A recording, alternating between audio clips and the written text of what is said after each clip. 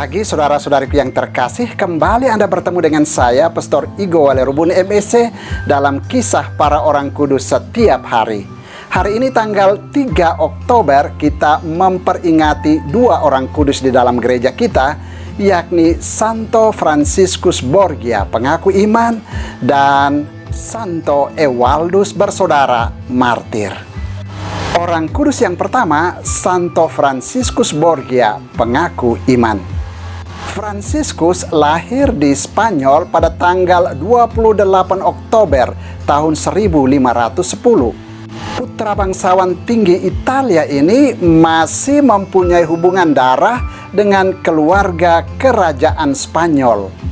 Ayah neneknya adalah Paus Alexander ke-6 yang sebelum dipilih menjadi paus sudah mempunyai beberapa anak. Ia adalah putra sulung dari pasangan Juan Borgia, pangeran dari Gandia, dan Johanna dari Aragon.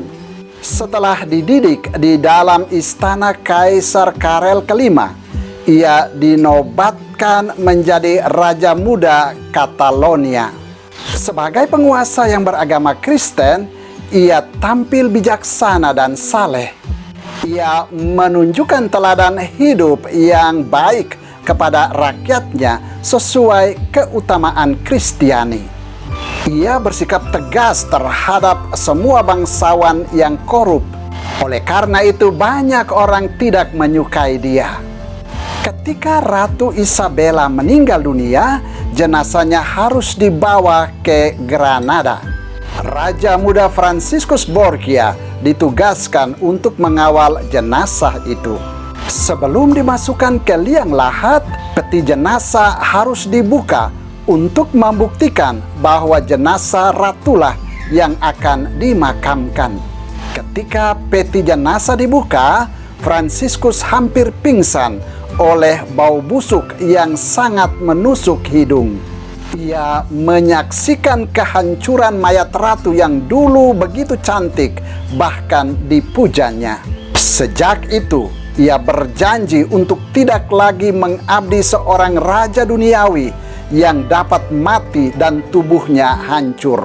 Ia bertekad menyerahkan dirinya kepada Tuhan sambil berjanji akan mengubah cara hidupnya sesuai dengan kehendak Tuhan.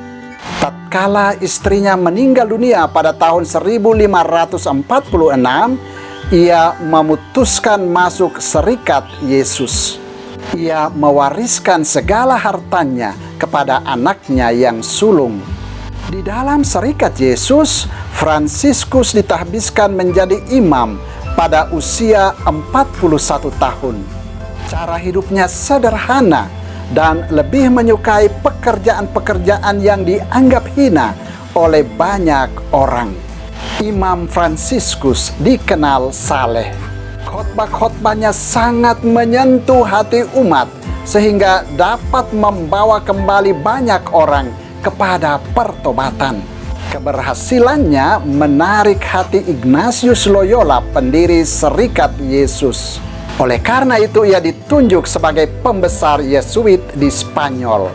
4 tahun kemudian, ia menggantikan Ignatius Loyola sebagai pemimpin tertinggi Serikat Yesus. Ia sangat berjasa pada Universitas Gregoriana. Cita-citanya sebagai pemimpin Serikat Yesus ialah menjiwai ordonya dengan semangat hidup Ignatius, serta memperluas wilayah apostolatnya ke seluruh dunia. Ia mengutus banyak imam Yesuit ke luar negeri seperti Polandia, Meksiko, Peru, dan Brasilia. Jumlah kolese diperbanyak untuk mendidik kader-kader yang dapat melanjutkan karya gereja.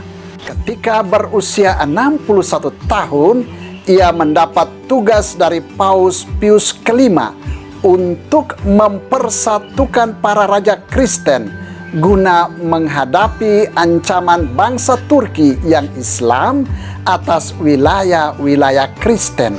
Fransiskus Borgia akhirnya wafat karena sakit pada tanggal 30 September tahun 1572. Jenazahnya dimakamkan di Madrid, Spanyol.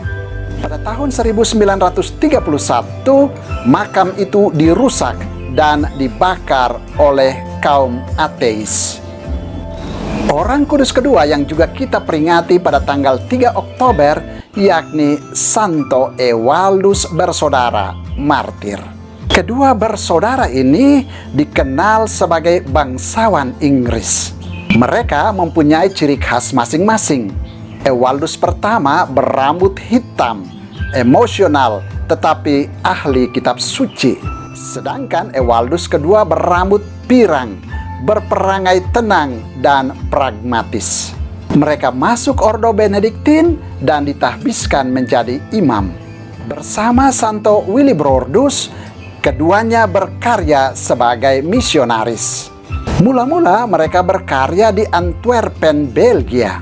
Dari sana mereka melancarkan pewartaan Injil kepada suku-suku bangsa yang masih kafir di wilayah-wilayah sekitar. Semangat mereka untuk mempertobatkan bangsa-bangsa kafir mendesak keduanya mewartakan Injil di antara orang-orang Sakson yang masih kafir tulen.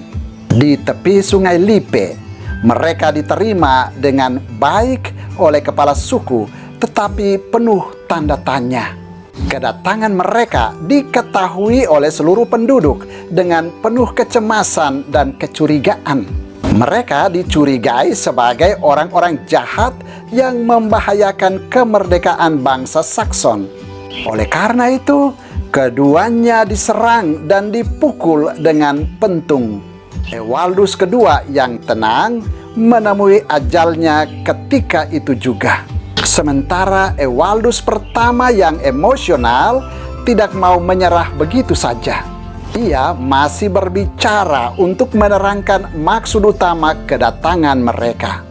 Namun usahanya ini sia-sia. Ia bahkan disiksa lebih ngeri lagi hingga mati. Peristiwa ini terjadi pada tahun 692. Gereja menghormati kedua bersaudara ini sebagai misionaris martir yang mati terbunuh dalam karya pewartaan mereka di kalangan orang-orang kafir. Saudara, demikianlah orang-orang kudus yang kita peringati pada tanggal 3 Oktober, yakni Santo Fransiskus Borgia, pengaku iman, dan Santo Ewaldus bersaudara, martir. Santo Fransiskus Borgia dan Santo Ewaldus bersaudara, doakanlah kami. Tuhan memberkati.